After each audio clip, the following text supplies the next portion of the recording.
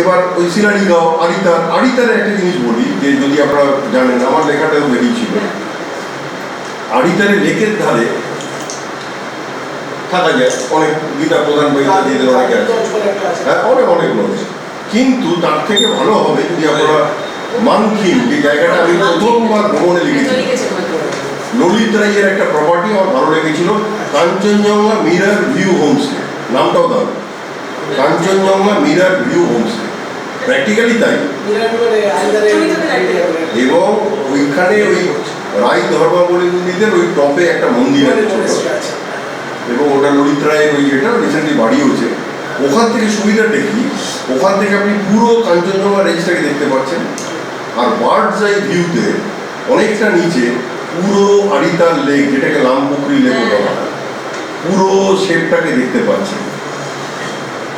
Otherwise কিন্তু আড়িতার লেকের একটু সবজেটে প্যাটার্নের জল তো একটু কাজে খুব একটা যে দেখুন আমরা অনেকেরই নীল জলের লেকটা ইত্যাদি দেখে ওটা হয়তো অনেকে ভালো নাও লাগতে পারে, ঠিক আছে ঘুরে টুরে নিলেন সারাউন্ড করে বোটিং করলেন, কিন্তু ওই যে টপ ভিউ বার্ডস আই ভিউতে আড়িতার লেককে দারুণ লাগে এবং ওটাই কিন্তু স্ট্র্যাটেজিক পয়েন্ট হিসেবে মানছি।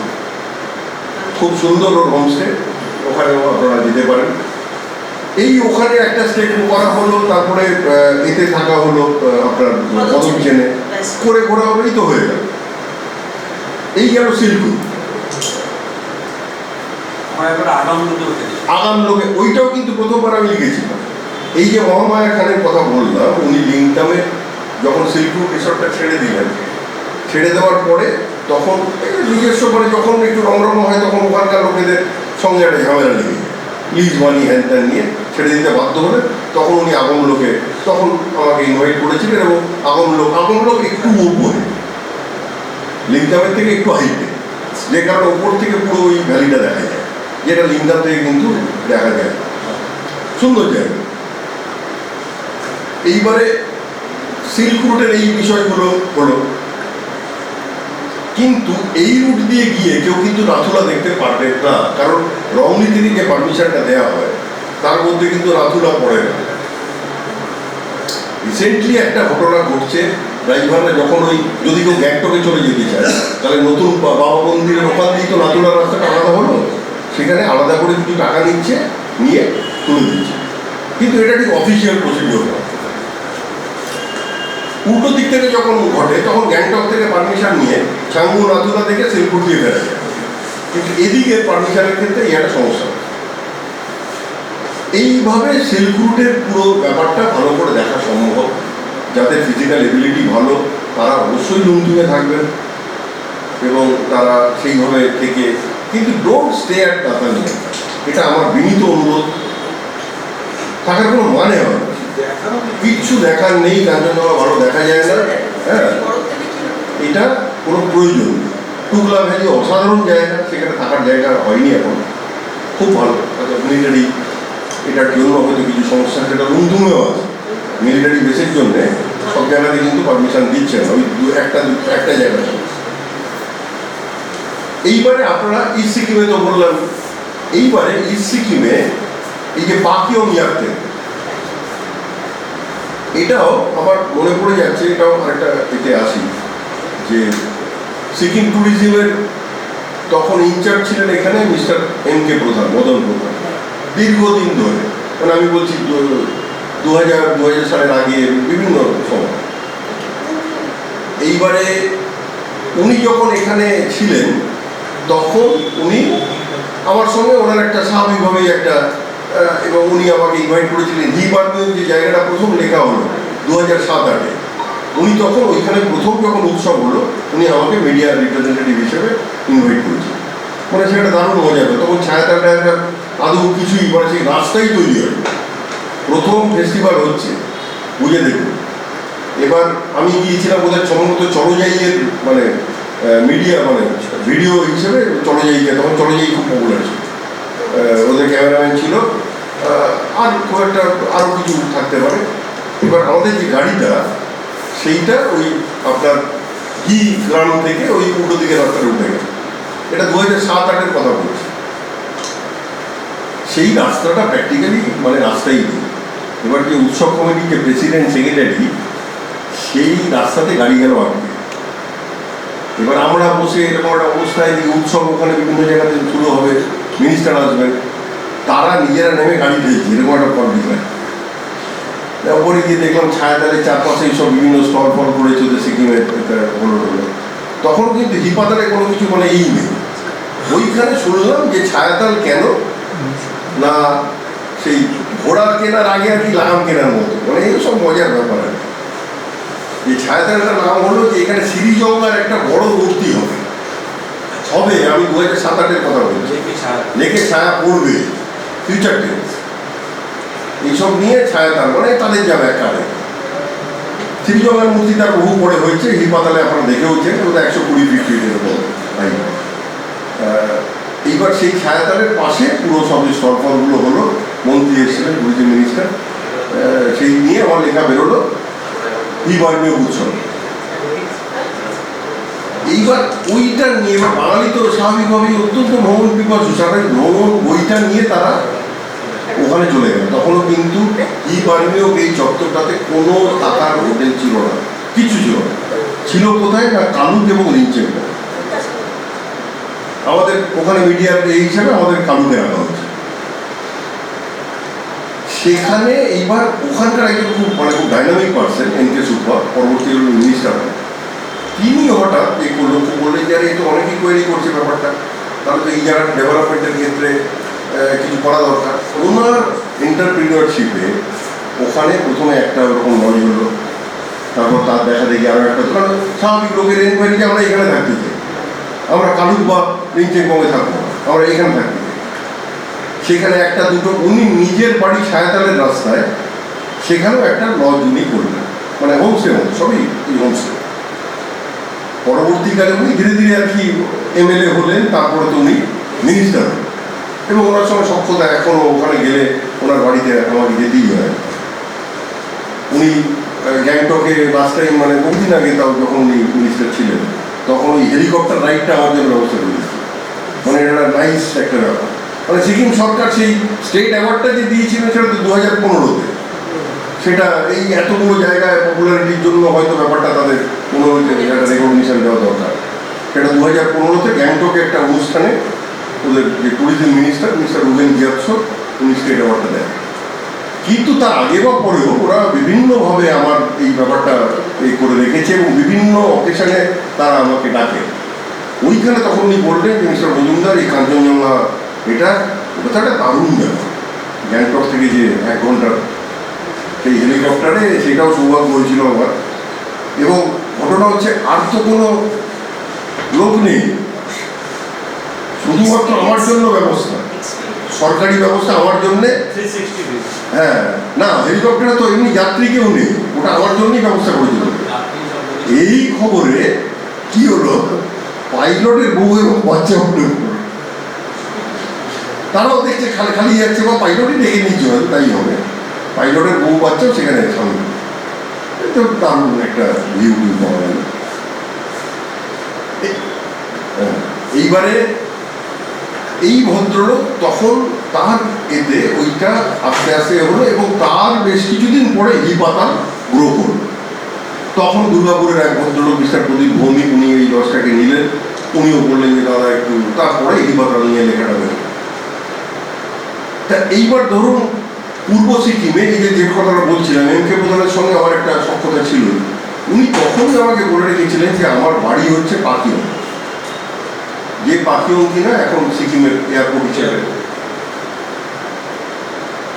এখানে আমরা একটা করবো যে জায়গাটা ডেভেলপ, তখন কিন্তু আমার বাড়িতে আপনাকে আসতে হবে। ঠিক আছে, উনি তো খুবই আমার সঙ্গে দারুণ সম্পর্ক, নিশ্চয়ই যাবো। সেই সুযোগটা এলো তার আগে তো হিবার্মীয় ফেস্টিভ্যাল বা ইত্যাদি এগুলো হয়ে গেছে। সেটা বোধ হয় 2014 কিংবা 15 মনে হচ্ছে প্রথম ইয়ারটেল বোজেটার ফেস্টিভ্যাল, যেটা উদ্বোধন করলেন দেন সিকিম চিফ মিনিস্টার পবন চাওলা। এই উপলক্ষে আমার মিডিয়া মানে লেখার জন্যে আমাকে ওরা নিয়ে, একমাত্র মিডিয়া রিপ্রেজেন্টেটিভ হিসেবে ওনারা আমাকে নিলেন, বাকি কিছু ট্রাভেল অপারেটর দিয়েছে। সেখানে 3 দিন ছিলাম। পবন চামলিং উদ্বোধন করলেন। ওখানে মিস্টার ডিটি লেপচা, উনি is a very nice person, উনি ট্রান্সপোর্ট মিনিস্টার ছিলেন, ওনার সঙ্গে আমার একটা দারুণ একটা সম্পর্ক তৈরি হলো। আর মিস্টার এম কে প্রধান, ইনি মানে এত ডাইনামিক, পরবর্তীকালে উনি সিকিম ট্যুরিজমের ডিরেক্টর হন।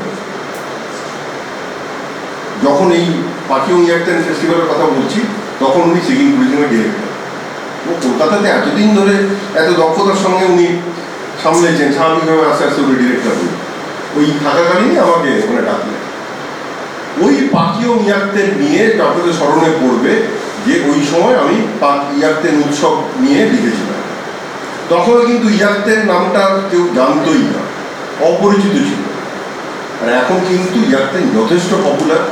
খুব রিসেন্টলি শুনলাম ওরা বেশ সুন্দরভাবে ব্যাপারটাকে আরো সাজিয়েছে, একটা ট্যুরিজমটাকে একটা অন্যভাবে করেছে। ইয়াকতেন গোজেটা নিয়ে ব্যাপারটা হল।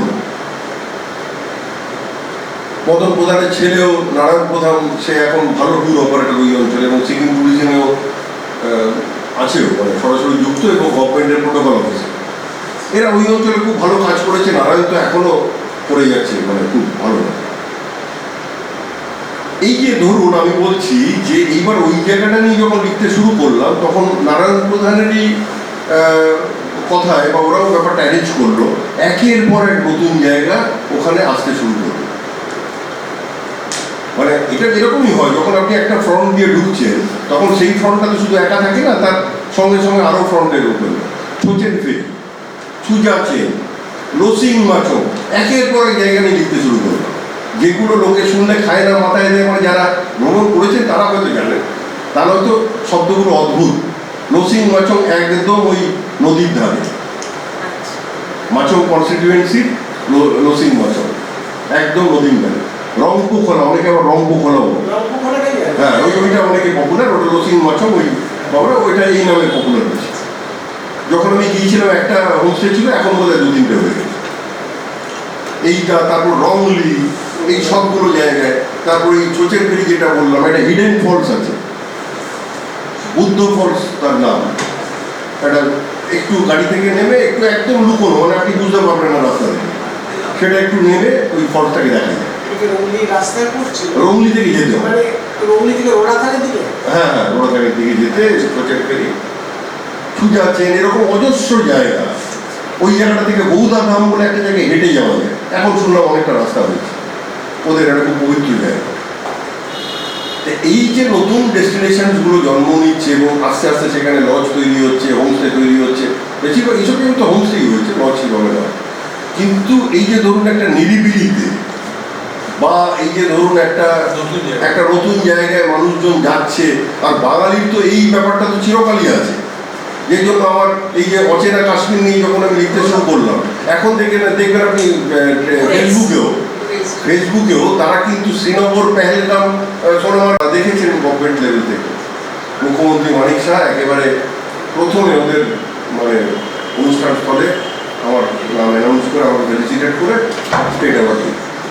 তো এইগুলো আর কিছু না, যে এই যে অচেনা ফ্রন্টগুলো আস্তে আস্তে উঠে আসছে, সেখানে ট্যুরিস্ট যাচ্ছেন, এটাতে সবাই বেনিফিটেড হচ্ছে, টুরিস্টও বেনিফিটেড হচ্ছে। তারা অচেনা জায়গাকে অ্যাট দ্য সেম টাইম সেখানকার যে গভর্নমেন্ট, সেখানকার ট্যুরিজম, তারাও বেনিফিটেড হচ্ছে। তো এই যে ইস্টার্ন সেক্টরে এই জায়গাগুলো কিন্তু আপনারা পেয়ে যাচ্ছেন, মানে শুধু গ্যাংটক তা না। এইভাবে আপনার পূর্ব সিকিম হয়ে গেল, উত্তর সিকিমের কথা বললাম। এইবার উত্তর সিকিমে একটা খুব গুরুত্বপূর্ণ জায়গাটা ক্লিয়ার করা দরকার। বহু লোকে দেখবেন আপনার গ্যাংটক থেকে তারা না জেনে 2 রাত্রি 3 দিন বা 3 রাত্রি 4 দিনের যখন কোনো ট্যুর হয়, প্রথমেই অনেক ক্ষেত্রে ওখানকার ট্রাভেল এজেন্সি কথাতে প্রথমে চলে যাচ্ছেন গুরুদম্বায়, মানে মানে নাচে নয় গুরুদম্বা, তারপরে ইউমথা, যেটা কিন্তু কমপ্লিটলি অবৈজ্ঞানিক পদ্ধতি। কারণটা কি? একদম ওইটাই আনসাইন্টিফিক। ওই যে হাইট অ্যাক্লিমেটেশন হচ্ছে না। গুরুদম্বারের হাইট আপনারা সবাই জানেন, মানে ভারতবর্ষের সর্বোচ্চ লেকগুলোর মধ্যে কিন্তু গুরুদম্বার লেক পড়বে। নট ইভিন সমুদ্রি প্যাঙ্গং তাদের থেকে অনেকটাই উঁচু, 17,800 ফিট। কোথাও কোথাও 17,400। আমি সিকিম ট্যুরিজমের তথ্য বলছি 17,800। 17,800 মিনস একটা ম্যাসিভ হাইট, ম্যাসিভ হাইট। এখানে আপনার লাচেনের হাইট হচ্ছে অ্যারাউন্ড 9,500 ফিট। তারপরে থাঙ্গুই উঠে গেল আপনার 13,000 অ্যারাউন্ড। থাঙ্গুতে কিছু হোমস্টে হয়েছে। এইবারে সেই সব জায়গাগুলোতে যদি দুম করে আমি গ্যাংটকের 5,500 হাইট থেকে ওখানে তুলে দিই, তাহলে একটা সমস্যা হয়, বহু লোকের সমস্যা হচ্ছে। বিশেষ করে অনেক ইয়াং ছেলেও ভাবছে আমরা গিয়ে ওখানে গুরুদম্বার লেকটাকে একটু প্রদক্ষিণ করি, করতে গিয়ে অসুস্থ হয়ে পড়ছে। উচিত হচ্ছে সমস্ত সময় আগে ইয়ুমথাং করা, কারণ তাতে করে কি হচ্ছে, তাতে করে চুমথাং থেকে এই যে আপনি লাচুংয়ের দিকে ঢুকছেন, লাচুংয়ে আপনার 7,500 ফিট, 7,600 ফিট অ্যারাউন্ড। সেখান থেকে ইয়ুমথাং ধরুন 11,700 ফিট। এইবার আপনি ইউমে সামথাং গেলেন অ্যারাউন্ড 14,000 সামথিং। ধীরে ধীরে ফিরে এলেন লাচুংয়ে। তার মানে কি আপনার ব্লাড সেলগুলো আস্তে আস্তে অ্যাক্লিমেটাইজ হয়ে গেল। এইবারে যদি আপনি লাচেনের দিকে যান বা গুরুদম্বারে যান, তাহলে কিন্তু অসুবিধা হবে। এইটাই ওরা ইনসিস্ট করে, ওদের একটা হিসেব আছে। ওদের হিসেব হচ্ছে শেষ দিনে তাড়াতাড়ি ফিরতেছে। আর যদি শেষ দিনে গুরুদম্বার রাখেন, আমারই একবার হয়ে গিয়েছিল, ওখান থেকে ফিরে দেখছি ওয়েদার খারাপ হয়ে গেল, প্রচন্ড বাজে মেঘলা কুয়াশার মধ্যে আমি রাত্রি 9টায়, মানে সামনে 2 হাত দূরের লোক দেখা যাচ্ছে না। দেখুন, এটা হতেই পারে।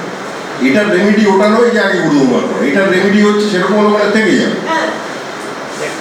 আমি এত হেক্টিক প্ল্যান বানাবো না যে পরের দিন নেমেই আমার এই যে দিনে গাড়ি ধরতে হবে। আপনাকে লুজ ডে রাখতে হবে, কোথায় কখন নেচার বিট্রে করবে কেউ বলতে পারে। সুতরাং সেক্ষেত্রে কিন্তু যাই হোক, আমাদের ক্ষেত্রে ওইটা ড্রাইভারের তাড়া ছিল, হ্যান আমি থাকতে পারিনি। সে এত মানে অ্যাক্সিডেন্ট হয়ে যেত। ওরা চেষ্টা করে গুরুদম্বারে না গিয়ে ইয়ুমথাং হলে কি হবে, একদম লাচুং থেকে স্টার্ট করে দুপুরের মধ্যে গাড়ি ঢুকিয়ে দেবে। কিন্তু এইটার জন্য মানুষকে যে জায়গাটাতে তারা ঠেলে দিচ্ছে সেটা কিন্তু ঠিক নয়। আবার ওই হাইট অ্যাক্লিমেটাইজেশনের গন্ডগোলে পড়ে যাচ্ছে, অসুস্থতা হতেই পারে। এবারে আপনারা জানেন যে নর্থ সিকিমে রিসেন্টলি আমি শুনতে পাচ্ছি গুরুদম্বার এই মুহূর্তে যাওয়া যাচ্ছে, গুরুদম্বার যাওয়া যাচ্ছে। এখন যেটা হচ্ছে, আগে 1 নাইট 2 ডেজের প্যাকেজ হতো ইয়ুমথাংয়ে, সেখানে এখন যেটা ঘটছে 2 নাইট 3 ডেজের প্যাকেজ। 1 নাইট 2 ডেজ হচ্ছে, এটা এখন কম্পালসারি হয়ে গেছে। এটা এখন কম্পালসারি হয়ে গেছে 2 নাইট 3 ডেজের, শুধু ইয়ুমথাং মানে লাচুংয়ে 2 নাইট থাকতে হবে। এরপরে আমার ধারণা মে মাসে হয়তো গুরুদম্বার ওপেন হয়ে যাবে এবং তখন নিশ্চয়ই গুরুদম্বারে যাওয়া যাবে। সেক্ষেত্রে প্যাকেজটা দাঁড়াবে 3 নাইট 4 ডেজের প্যাকেজ। 2 নাইট এখানে থেকে 3 নাইট ওখানে, 3rd নাইটটা লাচেন। এবং ওই জিনিসটা তো জানেনই যে এখন থ্রু আউট সিকিমে ওই 1 লিটারের যে প্লাস্টিকের যে বোতল, এটা কিন্তু ব্যান্ড হয়ে গেছে। 2 লিটারের বোতল অনেক ক্ষেত্রে পাওয়া যাচ্ছে, অথবা আপনার যে স্টিলের যে বোতলগুলো পাওয়া যায় তার মধ্যে জল ঢেলে ব্যাপারটা করে। কিন্তু 1 লিটারের মেনলি পরিবেশ দূষণ বা এইসবের জন্যে ব্যাপারটা করছে ওরা। এই নিয়মগুলো কিন্তু চেঞ্জ হয়েছে। আরেকটা নিয়ম চেঞ্জ হয়েছে, সেটাও বেশ কিছুদিন হলো, 5-6 মাস হয়ে গেছে। ডেভেলপমেন্ট একটা এর জন্য, একটা উন্নতির জন্য প্রত্যেক জায়গাতে আপনি যখন এন্ট্রি নিচ্ছেন 50 টাকা করে আপনার থেকে ওরা নেবে। এটা গভর্নমেন্ট লেভেল। এটার মেয়াদ হচ্ছে 7 দিন। মানে আপনি যদি ধরুন গ্যাংটকে থাকেন, 7 দিন অবধি আপনি 50 টাকা দিতে পারেন। কিন্তু এন্ট্রি করার সময় নিয়ে নিচ্ছে, ওই আধার কার্ডের সঙ্গে লিঙ্ক করিয়ে ব্যাপারটা করছে। এবং যদি আপনি গ্যাংটক থেকে পেলিং যান, তাহলে কিন্তু আবার ওখানে পেলিং এন্ট্রির জন্য 50 টাকা দেবে, প্রত্যেকটা স্পটে আলাদা করে। এটা ওদের ডেভেলপমেন্ট। এবং এর মধ্যে নাকি ওরা ইন্স্যুরেন্সও কভার করছে।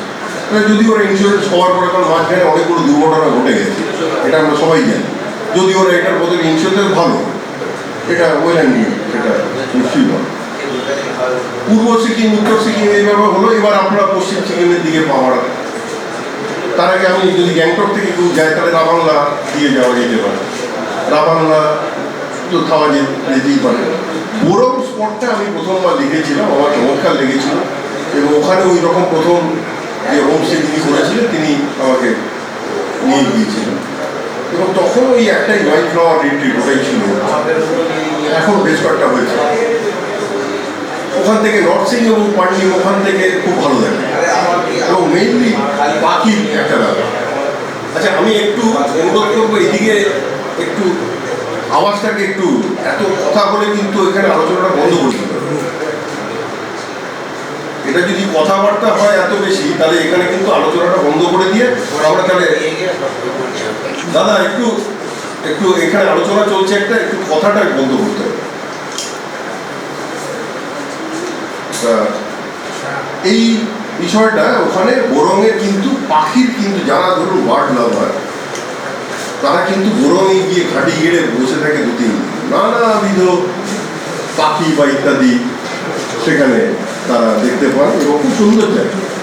New Ranak monastery, old Ranak monastery, এইগুলো সাইট সিনের মধ্যে পড়ে। অঞ্জন ভ্যালি, হ্যাঁ, হট স্প্রিং আছে। হট স্প্রিংয়ের জন্য অনেকটা নিচে নামতে হবে, সেটা অনেকে হয়তো পারেন না, কারণ যতটা আপনাকে অবতরণ করতে হবে ততটাই উঠতে হবে, এটা একটা সমস্যা। সেই ব্যাপারটা অত্যন্ত সুন্দর জায়গা, দালালায় থাকতে পারে। নামচিতে আপনারা জানেন চারধাম তো এখন একটা খুব ভালো স্পট। 135 ফিট উঁচু পদ্মসম্ভবের মূর্তি সামলুকছে, সেটা অনেকেই যাচ্ছে। টেমিটি গার্ডেনের কথাটা বলবো বিশেষভাবে এই জন্যে যে টেমিটি গার্ডেনে আমাদের একজন খুব পরিচিত মানুষের ওখানে উনি রিসর্ট করেছেন, এবং এটা আমার সৌভাগ্য বলতে হবে, উনি আমাকে সেই এটা দিয়েছিলেন অপরচুনিটিটা।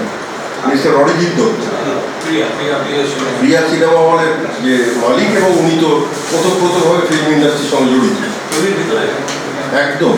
এই বড়া বাংলো, যেটা ব্রিটিশ আমলের বাংলো ছিল, সেটাকে রেনোভেট করে, আর যেহেতু উনি ফিল্মের লোক, উনি ভেতরের ব্যাপারটা পুরো যেন ফিল্মের সেটের মতো সাজিয়েছে, এবং ওটা তো করেইছে, আশেপাশে অনেকগুলো কটেজ করেছে যেখানে মানুষ থাকতে পারে। এটার যখন উদ্বোধন হলো বছর কয়েক আগে, তখন উনি আমাকে এখানকার মিডিয়া পার্সন হিসেবে আমাকেই একমাত্র উনি বললেন যে সন্দীপ তুমি এসো, এবং আমার সঙ্গে গেল শাশ্বত চ্যাটার্জি। শাশ্বত আমার ওনার খুবই কাছের মানুষ, শাশ্বত আর বিক্রম ঘোষ এবং জয়া সিং, ওরা হচ্ছে ওদের ক্যান্ডিডেট, আর মিডিয়া রিপ্রেজেন্টেটিভ হিসেবে আমি গিয়েছিলাম। তো ওখানে আমরা প্রায় 3 দিনে ছিলাম একসঙ্গে। আমরা খুব গান টান, বিক্রম ঘোষ গালবাদ্য যেটা, সেটা তো আর তবলা নিয়ে যায়নি। হ্যাঁ, ওটা তো এখানে পুরুলিয়াটার ওপেনিংও আমি গিয়েছিলাম। পুরুলিয়াতে যে রিসর্টটা করেছে অরিজিৎ, হ্যাঁ, বেড়া সেখানেও গিয়েছিলাম। সেখানে শাশ্বত কোনো পার্সেন্ট ছিল, ওখানে আগে ছিল রাজ চক্রবর্তী এবং ওই যে ওর যে হিরো গানটা গিয়ে আদ্রিত, এরা ছিল। আর এখানে গেল বিক্রম ঘোষ। এটা খুব সুন্দর আমরা করে, সেটা নিয়ে আমি আনন্দবাজারে লিখেছিলাম।